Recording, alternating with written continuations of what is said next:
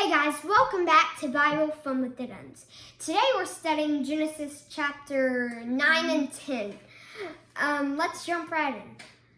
Okay, so continuing the story of last episode, God puts a rainbow, meaning a promise that he says he will never flood the earth and destroy it like that again.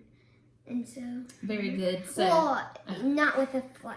Right. And he makes a promise to Noah that now he will continue on his people group through Noah. He is now it on earth. He and his sons and their wives. And so he continues on. And so the rainbow is a sign that he put up to show that promise. And we're going to talk a little bit more about that. We all like that part. But then in chapter 10, I just want to talk about it for a second because that's a long list of a lot of names. And they just finished reading through it. But I really like something that I have learned about those genealogical lists of ancestors. And I learned it from the Bible Recap. First, they're in the Bible. They made the cut. The Holy Spirit chose those words to be included. So we trust God that the words are in there. They have purpose. They have meaning. They're important.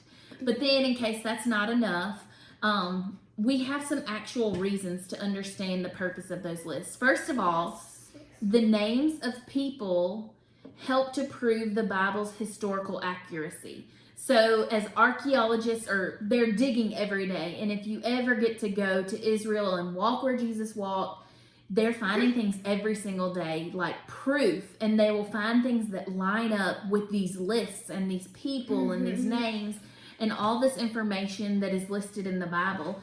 And so it proves that the Bible is true. And we're finding that more and more. The second thing is these lists help to confirm prophecy. There are all kinds of prophecy about who people will come from. We can see that through the promise of Abraham. We see the many sons and generations that come after that. We see prophecy fulfilled with sending Jesus. The Bible tells us that the Messiah, who is Jesus, will come from the line of David. And if you go back and look through his ancestors, it proves that that's true. It fulfills prophecy. So that's an important thing. The next thing, this information demonstrates that God cares about the details. He cares about all the little things, especially every individual life. And I like that because I know that he cares about me and he cares about you.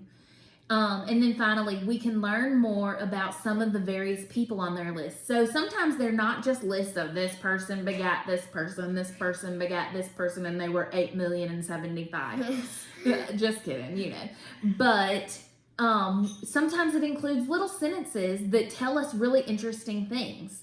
Like today, we can learn that Nimrod, what a name, Nimrod was the first person on earth to be a mighty man. And the Bible tells us in just a quick sentence that he was a mighty hunter before the Lord. So through Noah's list, we learn the age of all the people. Here's one of my favorite things that we can learn. And we know that Methuselah was Noah's grandfather. The name Methuselah, Bible names have so much meaning and so much purpose. Well, Methuselah, that name meant when he dies, yes. It will happen. Okay. And guess what happened when the day he died? The year he died. The flood came. That's exactly right. Isn't that epic? Like, that is so huge. It's so cool of the Bible, and it's something that we would not know if we didn't have these long lists of names and ages and begats. So, just like they say on the Bible Recap, stick it out even when we get chapters like this and let your eyes fall on every word. And who knows what the Holy Spirit wants to reveal to you through even those lists. Guys, I want to hear from you about your takeaway. John, what was your takeaway? Okay, so mine was about the rainbow. When he set up the rainbow, it was like, okay. So, he made a promise to earth that he would never destroy it like with the flood again.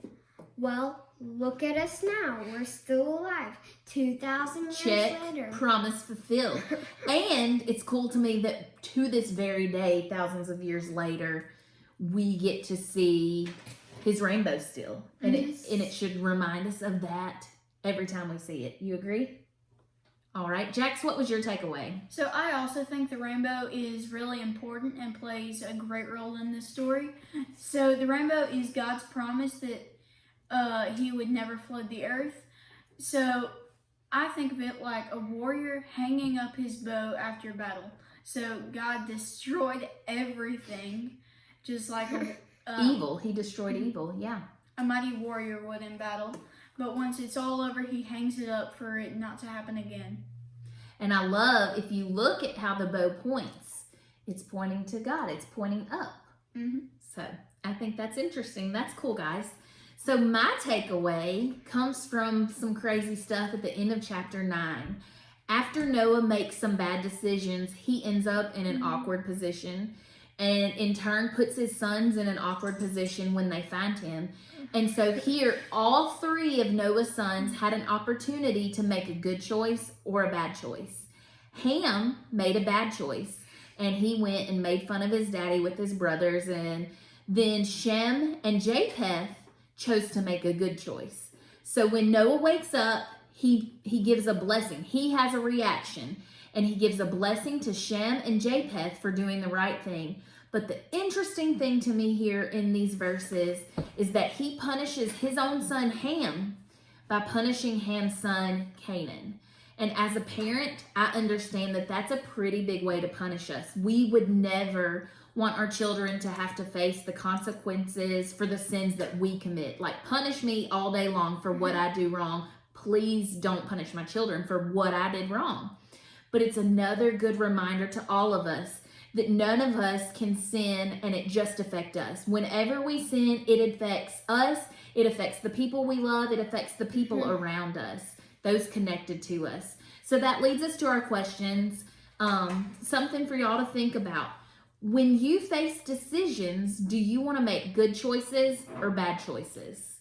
And of course, we know the right answer to this, but it's important for us to decide right now, today, who we want to be and how we want to be, even before we are put in the position where we have to act and make that choice. So y'all talk about that with your family today. When you are faced with difficult decisions, do you want to make a good choice or a bad choice?